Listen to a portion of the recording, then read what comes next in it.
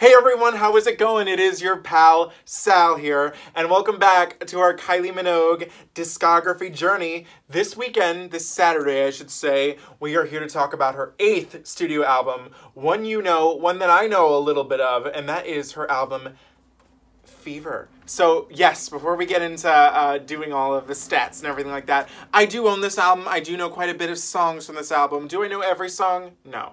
But we'll detail each one I do know and which one I don't as we go through. So okay, cool, sound good? But I do own the special 2-disc edition version. I got this on eBay a few years ago for real cheap, and I love owning it, so that's really nice.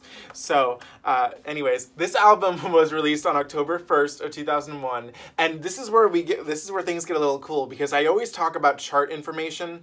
Now, for the past albums of Kylie's, except for the first one, I haven't been able to, say any type of chart positions because none of the songs or singles or albums, I should say, songs or albums charted on the Hot 100 or the 200. Well, that all changes because, as we know, and I think that this goes without saying, this is Kylie's most successful album of all time, I believe. I could be wrong, but from what I gather, this is the one that did the best.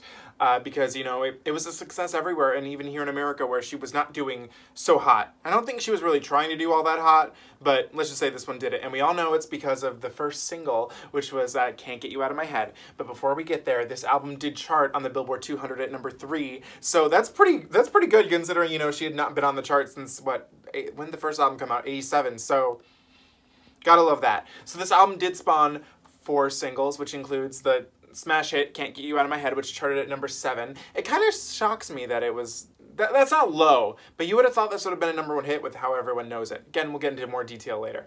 But the second single was In Your Eyes. The third single was Love at First Sight, which charted at number 23. And just a sneak peek, it's my personal favorite off of this album. And track number 4, which was Come Into My World, which charted at number 91 on the Hot 100. And also Come Into My World won the Grammy Award for Best Dance Recording. So she's a Grammy Award winner now too. So we have a lot to unpack with this album. What I do know, I do like a lot of the songs on here. I absolutely love, not this cover, I love this, iconic, it just looks so good. I'm trying to think, is there anything else I should say? I don't know, but I'm really excited because I only know a handful, well, I know more than a handful, I should say, but I do know quite a bit of the songs off of this album. Don't really know any of the bonus tracks except for one, but again, we're just gonna have to go through as we go through. But I'm excited to listen to this one. Again, Kylie's biggest album. With the songs I know, it's a great album, so I guess without further ado, we might as well get started with track number 1, and yes, I do know this one, More, More, More.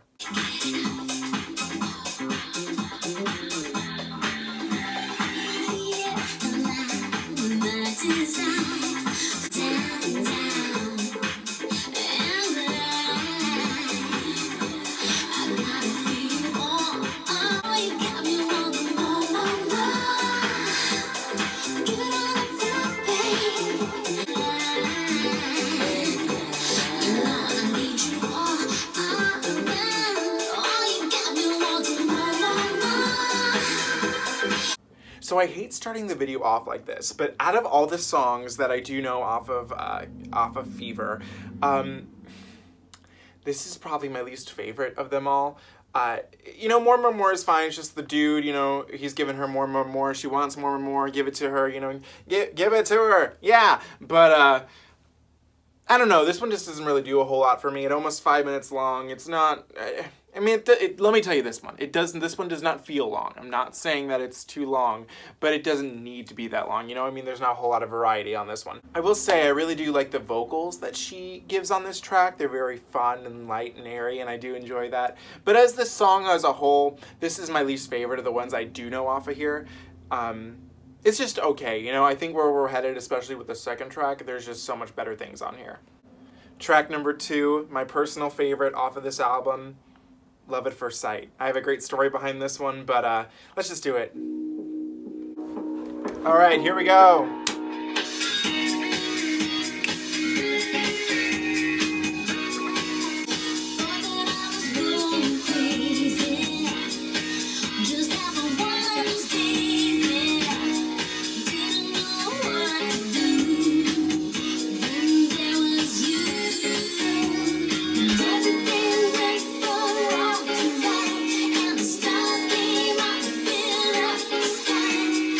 Music you were playing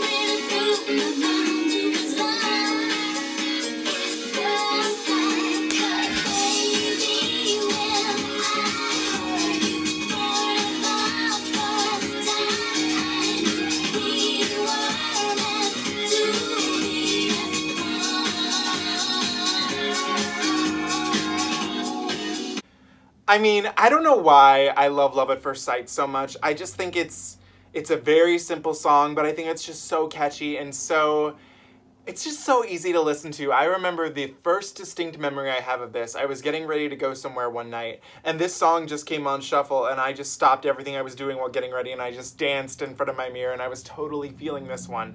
I've seen the music video for this. I think it's really cute. If I remember correctly, it almost looks like it's one take. It's not, but I did like it. I can picture it in my head. It's actually a cute music video. It's just such a cute song. I absolutely love it. Again, I don't remember the first time I heard it, but it would easily rank in my top favorite Kylie tracks. It's just so mindless and carefree. And it's funny because it's like everything like I'm against. Like I do not believe in love at first sight like at all. But, you know, it's nice to, you know, somewhat believe it for just 4 minutes of a song. So I do love this one.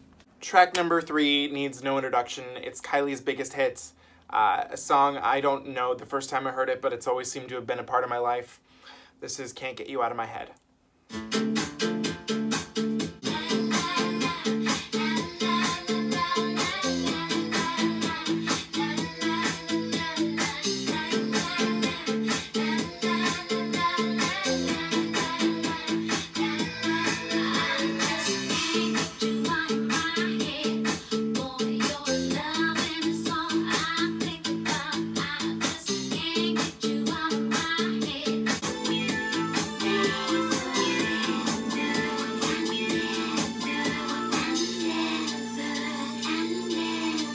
Let's go.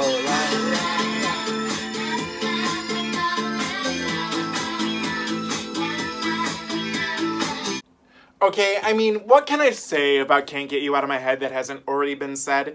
Weirdly enough, this would not rank in my, I don't know what the exact number of the list would be, but if we're talking like my top Kylie Minogue songs, this one really isn't truly one of my favorites. I mean, I do love it. I mean, it's a massive hit. Again, number 7 on the Billboard Hot 100. It was everywhere. And, you know, before I even knew who Kylie was, I knew this song. It's a classic. But again, you know, just knowing what I know about Kylie, there are so many songs that I just prefer so much over this.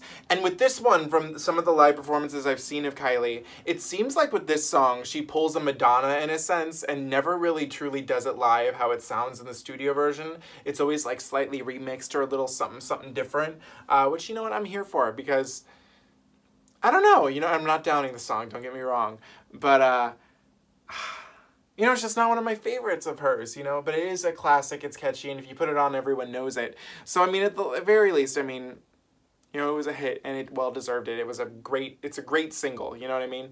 So, I do like it, I do put a like next to it, but again, not my favorite out of all her songs. Track number 4, we got another bop. This is Fever. I do like this one a lot.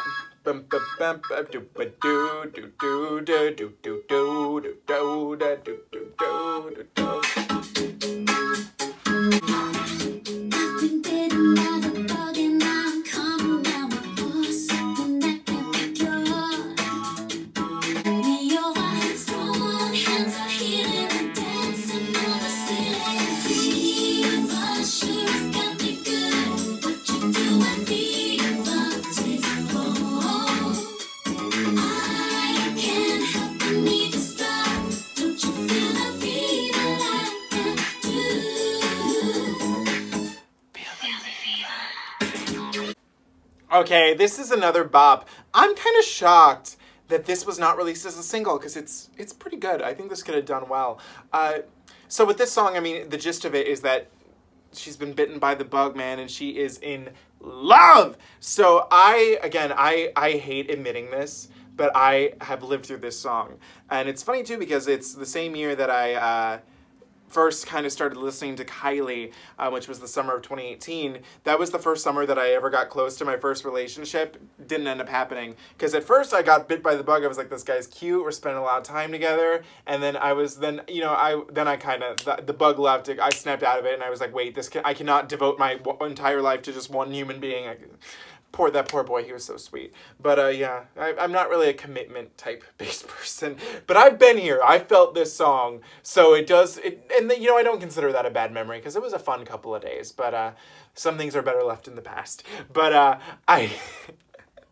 I do enjoy Fever. I think it's a really cute song. And again, I'm actually rather shocked that this was not a single, especially because they named the album after it. So you think that Kylie must have liked it well enough. I like Fever a lot, and that should be a fan favorite. All right, track number 5, the first one we're getting to where I don't really know it. Maybe I'll recognize it when it plays, but we'll see. This is Give It To Me, and it is not the Madonna Give It To Me, but rather the Kylie Give It To Me. So here we go.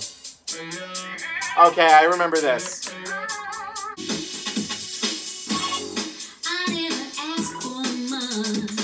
No, she doesn't. Oh, I want some good loving.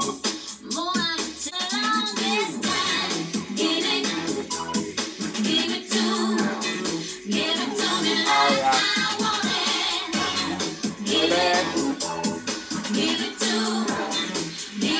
me like I want it. I need a shot, I want it.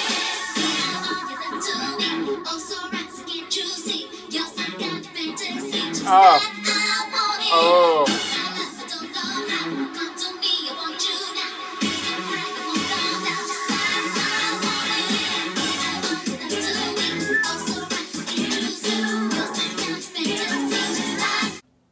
Okay, so I forgot to mention at the beginning of the video, much like Light Years, I have listened to this album before. The only difference is that for some reason the first time I listened to Light Years, I remember that night specifically. I don't know why. I don't remember when I sat through and I listened to this. Some obviously stuck with me, some didn't. So this one, I did recognize it, but it didn't stick with me the first time. However, upon this time, I'm putting a like next to that because I'm mad I didn't know that one as well. I recognized it, but that give it to. I love the vocals on this. She sounds like she is having a fun time. The production is absolutely so fun. While it does sound a little early 2000s, it's not, you know, sometimes that could be, and I hate using the word bad because it's not, but it can date it a little bit. I would argue no, not here. It felt like it was just enough, you know what I mean? It felt like perfectly aged, like I was feeling this one. But the give it to, I love those vocals on here. And I'm mad I didn't like this one at first, but you know what? Here we are now, we're enjoying it, having fun, so I did like this. Track number 6, again, one that is not coming to the top of my head, but Fragile. So here we go.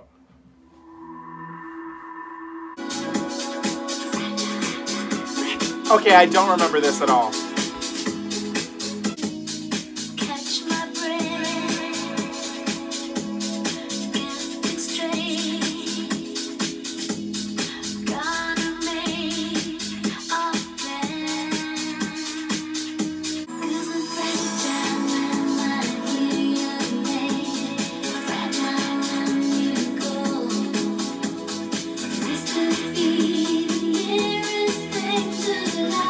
Okay, so I did not remember this one. Fragile is a lyrically beautifully written song. It's just that when this dude comes into her life, she's fragile because she's so in love in a sense that she could break at any moment. And I think that those are pretty lyrics. I think that Kylie sounds absolutely gorgeous in the song. Her vocals are beautiful. The production, though, I really did not enjoy whatsoever. It reminded me a little bit of, even though I like Disco Down a little more, the one thing I didn't like about Disco Down was that there was just a beat the whole time. I was like, can we get no beat during chorus, or no beat during verses and then beat during chorus? This one, I wanted it to be kind of a little more like Bittersweet Goodbye. I think that lyrically and vocally, that's where it sounded, and the production to me, you know, if there's an a cappella version of Fragile that Kylie's done, or like a more stripped back, because I think that would have made me absolutely love it. As it stands with that beat, it just kind of halted it for me, you know? Okay, track number 7, the Grammy Award-winning track, we have Come Into My World.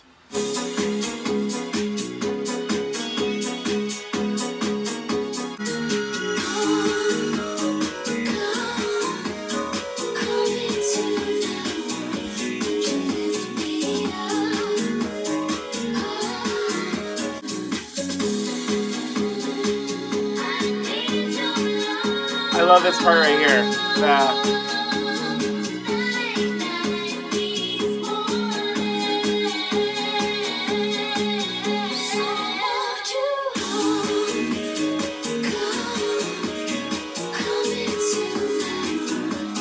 Okay. I hate admitting this, knowing that this is the Grammy Award-winning track on here, but this is probably my second least favorite of the songs that I do know off of this album. And if I'm gonna be totally honest, I think the Grammy probably should have gone to Love at First Sight if I was picking as to which I think is the better dance track. I mean, Come Into My World is good. I don't know. I don't love this song. Who was nominated this year? So, oh shit.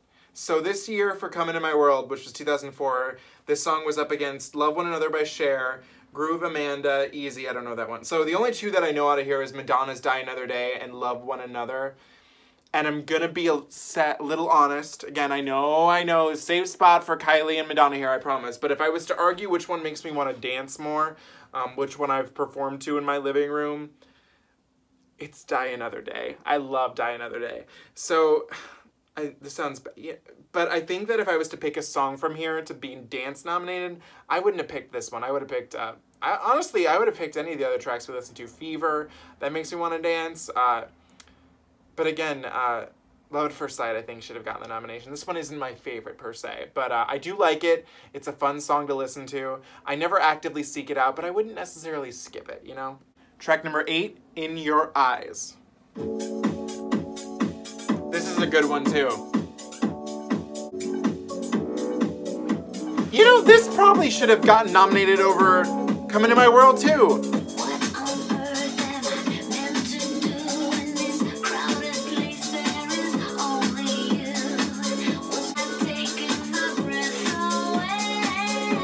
Oh wait, fuck, I love this song.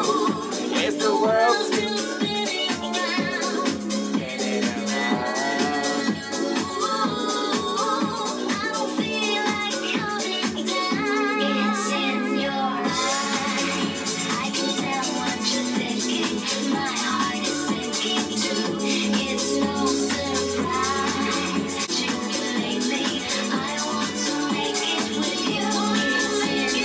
I love these vocals right here.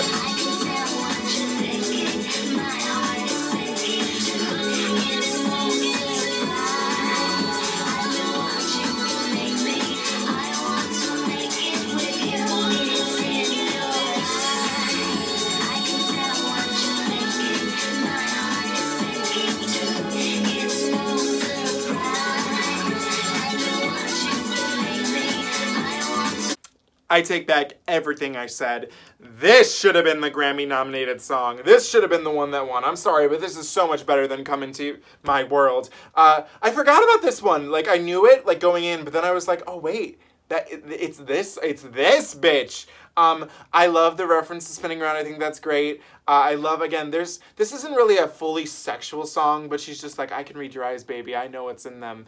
I love the parts of the call and response parts, and then her voice is the lightly coded in the auto-tune. I think that sounds so cool. Oh my God, this is a bop! I forgot about this one. Damn, I feel bad now. I feel bad that I forgot. This is probably, yeah, this is great. I do like In Your Eyes. And it's crazy that out of the 4 singles, this is the one that didn't chart in America at all. Like, it didn't make it onto the Billboard Hot 100. And I'm like, I'm sorry, but this is a better song than Come Into My World. I'm just saying. But I love this one. It's so good. Damn, I feel bad that I forgot about it. But you know what? I'm happy to always hear it. Track number 9, again, one I do know, Dance Floor. On the dance floor...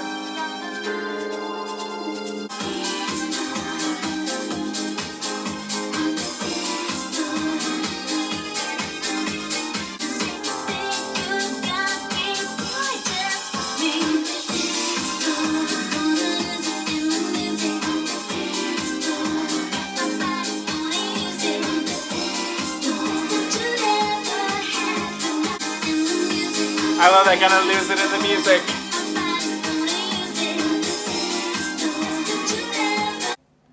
Okay, I think this is the first time I hardcore listened to the lyrics of Dance Floor, but it's basically like, I mean, the gist is that she's free on the dance floor away from this dude that she's with. If he wants to see her, he's got to come see her on the dance floor where she's free and grooving and moving. What I love about this track is that I really do think that if we do see the disco 2020, hopefully, oh no, not 2020, 2021, hopefully, thank God. I mean, hopefully. I mean, you guys are all doing so much better in the other parts of the world with response to the coronavirus, but I'm praying that we do, at least I'll get to watch some videos, you know what I mean? But this has a place on the disco tour. I mean, come on, the dance floor, disco, it's all fitting. I wouldn't be shocked if it made its way back, if she brought out a little album cut. But I do, this is a song that stuck with me since the first time I did listen to this album, so I do like it. It's fun, and it just makes you want to get on the dance floor, which I wish to God I could do right now, but I can't. Track number 10 is called Love Affair, and this one I do not know, so let's see where we head.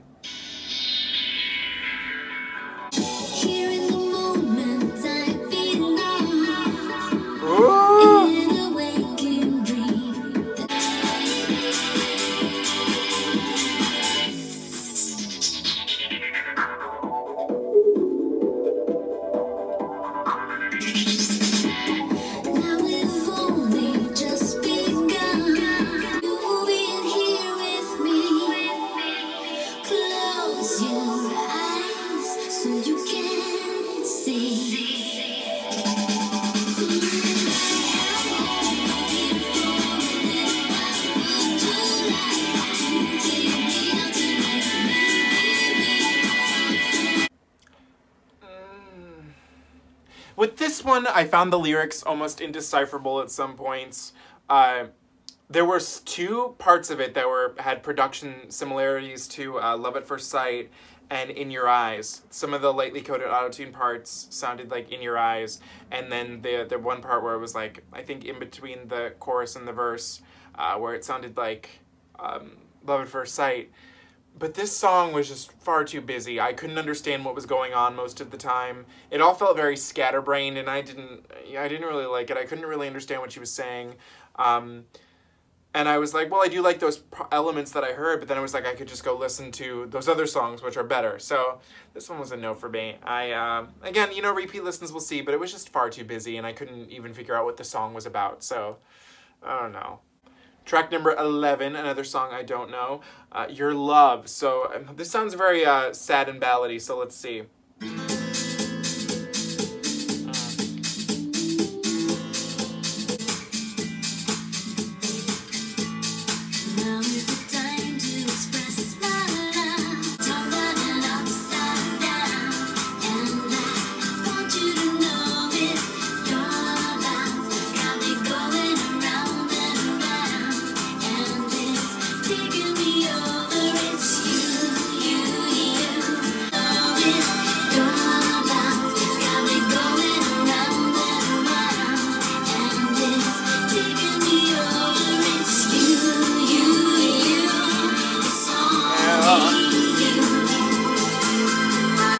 Okay, so at first I was not really feeling this song. I was just kind of like, meh.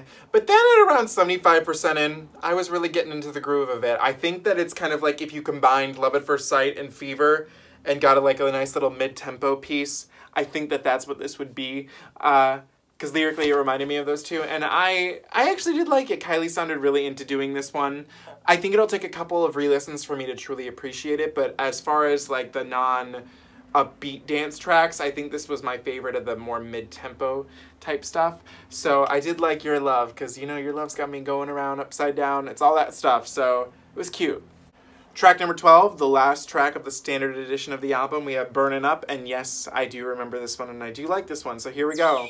Down to the disco. Down to the disco. I forgot this beginning. Stops. Walking in so low, I see you.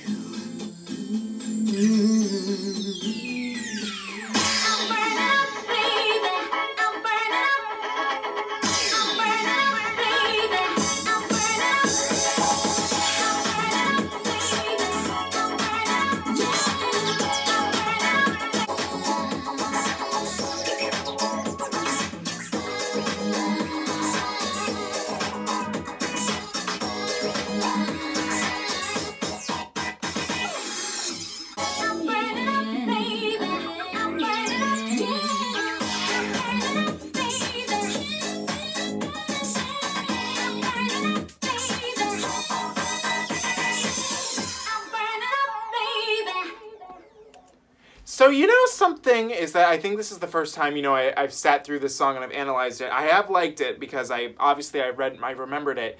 Is this a fan favorite with Kylie Minogue, like, hardcore fans? I'm a little curious about that. Like, what's the consensus on Burnin' Up? Because I do like it, but I would never be like, oh my God, Burnin' Up, that's my shit. So I'm curious. But, you know, I'm burning up, babe. I think the vocal on it's fun. I think it's cute. It's a fun little ending to the album. Again, you know, it's not I don't think it's even close to being the best. I think even the songs I like the least, this might technically be lesser than in the eyes critically of them. But I don't know, for some reason I do like this one. So I don't know, that's just me. But I'm curious as to what the consensus is, so be sure to let me know.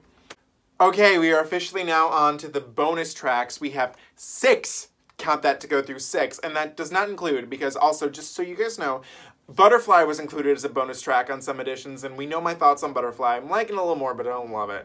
And there's a remix, it's very popular, called Can't Get Blue Monday Out of My Head. Yes, I know it, and I love it. I think it's a great remix, too. It's the mashup of Blue Monday and Can't Get Out of My Head. It's great. But we're not going to focus on those right now, so we're going to focus on these, these 6 other ones. So we begin with track number 13, which is called Tightrope. This guitar is very Madonna American Life sounding. Almost this reminds me of Light Years too. Oh, that's pretty.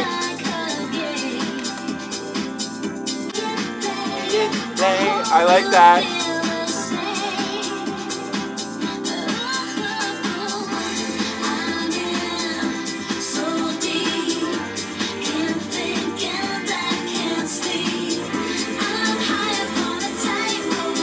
Aww.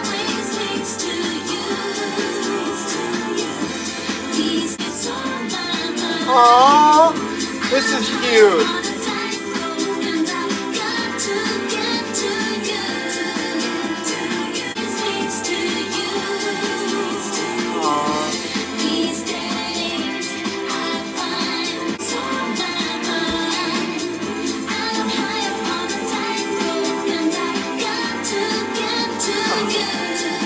This is so cute.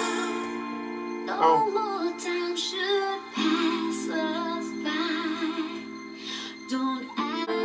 Oh.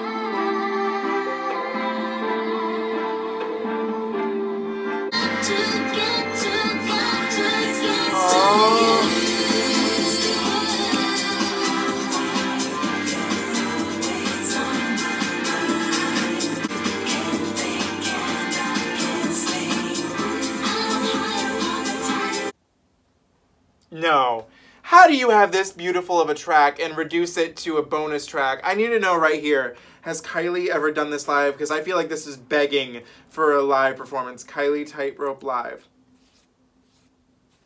She did do this song in her anti-tour, or her anti-tour, however you want to say it. But this was really pretty. I loved the lyricism in it. We're going to talk about lyrics in a little bit when we get to the end of this album, because I have a few things to say. But this was my favorite song lyrically. I thought it was the most... It was just so beautiful. Like the imagining, I'm imagining, this deserved a music video. I could imagine her if they actually put her on a tightrope on her way to the man she loves. This was beautiful. Absolutely gorgeous. Should not have been a bonus track.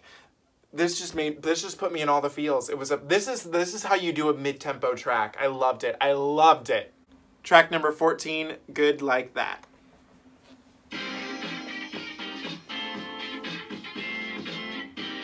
This kind of sounds a little like Magic in a sense. Oh, I like that.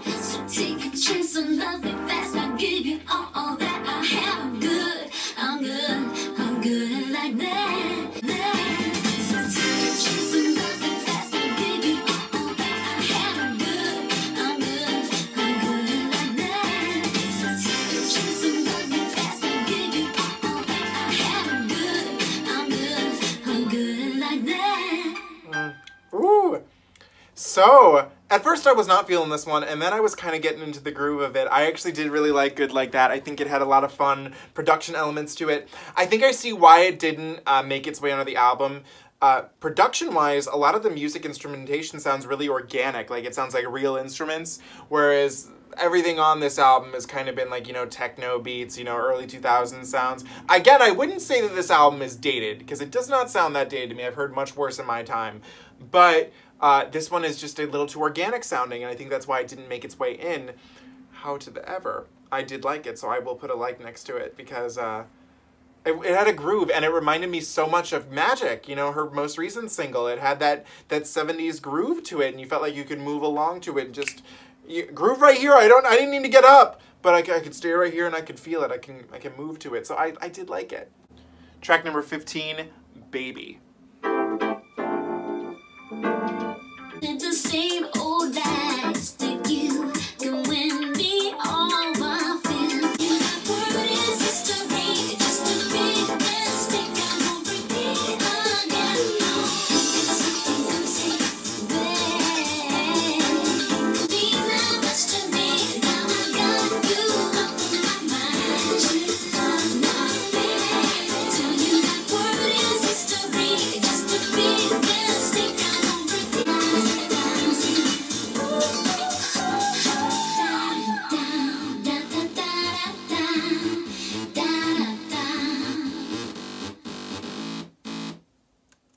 I actually did like how that sounded just now, that little ending part.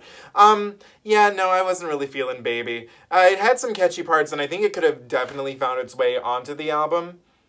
You know what? I did kind of like it more than some of the other two songs I heard, so, I mean, I did like this a little more than More and Fragile, but and Love Affair. So you know what? I did like Baby. I actually did, but I'm not going to put a like next to it because I don't love it that much.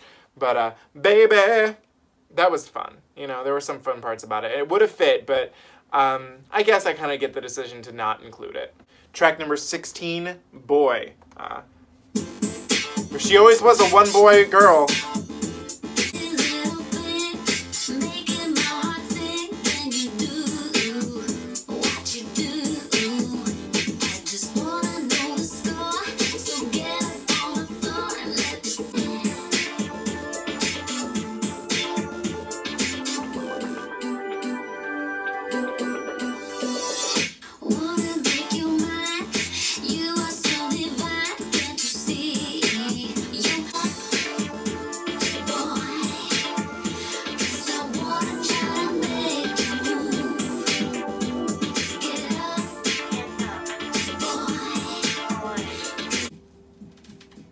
Love a good record sound.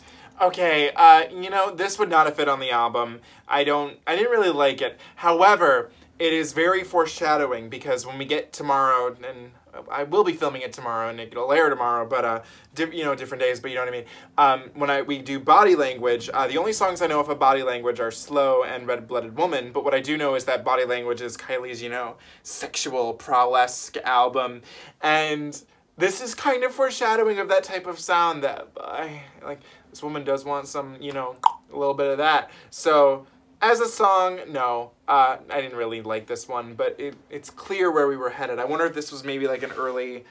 No, because if it was released on the Fever album, I guess so, but maybe it was an idea she had about maybe where she wanted to head next. I don't know, but this wouldn't have fit on the album to me, and I didn't really love it.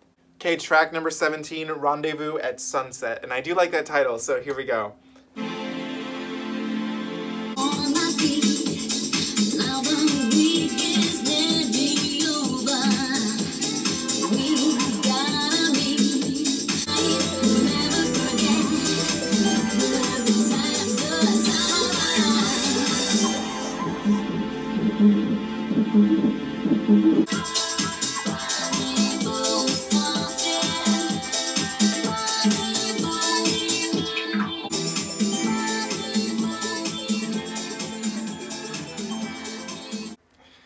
Oh dear.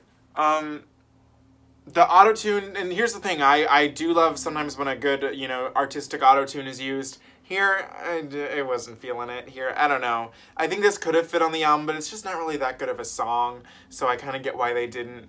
It felt like there were, like, title-wise, the song reminds me of something I'd hear on Light Years, but it just doesn't live up to something that could go on Light Years. And we have a lot to say towards the end of this, but yeah, I didn't care for this. All right, track number 18, the final bonus track. This song I do know. I'll tell you why I know it towards the end, but this is Whenever You Feel Like It.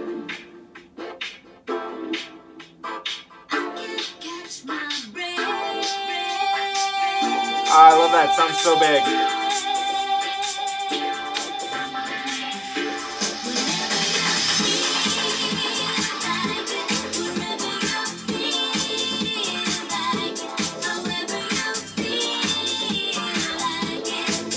I like it.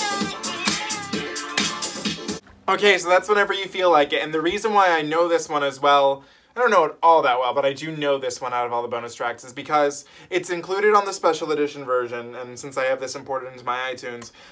However, when I was first getting into Kylie Minogue, I think there was a day where I typed in iTunes and I typed in Kylie Minogue because I was looking for something. And the soundtrack, because I had it on, and I still do to this very day, the soundtrack for the Scooby-Doo motion picture popped up, and I didn't know this, but there's a Kylie Minogue, and it's this song, and it's on there, and I was like, oh! But apparently it's not in the movie. I did look that up, but love that movie, and so because of that, I have a soft spot for this song. It's nothing special, but I think it's cute and fun, and it's on the Scooby-Doo album, so how can you be mad? So guys, we have just finished Kylie Minogue's 8th studio album, Fever, and I am actually a tad torn because there are so many great songs on this album. I mean, all the singles and all the songs that weren't singles, there's so much potential, you know, with this album. However, as an album, this really has not been my favorite as a cohesive piece. It's really weird coming from this in Light Years, because I started realizing, I used to think that this was everyone's favorite album. And as I was listening to this, I was like, well, wait a minute, maybe I'm confusing some things, because from what I've seen, everyone, their favorite album is usually around, you know, around either Light Years or, I usually see a lot of Light Years, X, and Impossible Princess floating around. And I realized then and there, I was like, as I was listening to this, I was like, huh, I've never really seen anyone gun hardcore and say Fever is their favorite album. And I think that the reason for that is because while there are a lot of good songs on here, as an album, it's not even really a mess. It's just we're kind of hearkening back to our older stuff, especially, you know, Kylie and Rhythm of Love, where it's just a bunch of songs on an album. Like, this did not feel like a cohesive, structured piece to me. And that's kind of sad considering we're coming off of the heels of Kylie Minogue, Impossible Princess, and Light Years. Even though Light Years is going a little backwards, you know, it still has more of a structure, I think, than this does. And what really gets me with this album, and I think this does kind of go hand in hand with the singles a little bit too, is that this album is all production, which is fine. You know, there are some great production elements on here, but lyrically, this is her most uninteresting album to me. I find that there's not a fun use of metaphors. I think the best the best lyrical song on this is Tightrope, and that's a bonus track, which is kind of weird. Everything else on here, I was just it's kind of uninspired lyric-wise, which I feel kind of bad about. And the thing that I find is missing here that we get on Light Years is the sense of triumphantness, you know, like with Disco Down, with spinning around, like there's like I'm a badass bitch here. And I don't feel like we get that with this one as much. She seems a little more submissive in this album. Which is fine, you know, different strokes for different folks. But as an album, I just really was not feeling this one. Again, since we talk bonus tracks, I mean, if we go with the regular album, it's a fine length. With all these bonus tracks, you know, I didn't need all of them. I really did like Tightrope and Good Like That and Whenever You Feel Like It. Whenever You Feel Like It, honestly, isn't that great of a song. It's just a sentimental favorite to me. But Tightrope was, honestly, I think of the songs I didn't know, Tightrope might have been my favorite out of them all. I think it's the most... That one reminds me of Light Years. I think I think lyrically, I didn't realize how much I did enjoy Light Years. And I think that, you know, stems when you're coming from this. But again, I think we saw what was working with Light Years and we expanded on that, which is why we got this album. And I mean, again, there are some great songs on here. I think my favorites out of the standard are, oh no, it just went away. It's gotta come back to me. I Love at First Sight, Can't Get Out of My Head, Fever, Give It to Me, Come Into My World, In Your Eyes, Dance Floor, Your Love, and Burnin' Up. I think are all good songs. Again, my least favorite were probably Baby Boy, Rendezvous with Sunset, and Fragile, and Love Affair. I just didn't really care for those. So we do like a lot of them. I mean, I like a lot of them. But as a whole, I think there's a reason why I never really went back and listened to this as a full album is because it's not really a again, we're not really a structured album here. Huh. It's weird. but you know what, it is what it is. I like some of the songs, but as an album, this really isn't my favorite. So I think, because I usually put these all in a playlist, so I listen to them again, you know, through that way, or sometimes I will go through and listen to the whole thing again. Yeah, as an album, this wasn't really cutting it for me. As a collection of songs, so there's some good stuff on here. But yeah, as far as, this isn't my favorite. Although, kudos to her for this being her most commercial, because there are some great songs on it.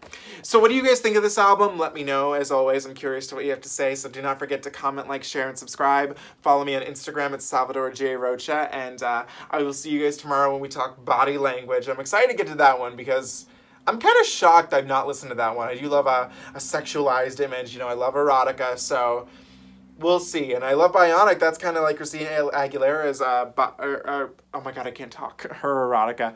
But we'll see. I have a good feeling about that one. But what do you guys think of this album? As always, let me know. Again, I've said everything I need to say, but thank you guys so much for watching. The fever didn't get me too good on this one, but but some of these songs I won't be able to get out of my head. So there's that. So thank you guys so much for watching. I'll see you soon. Bye.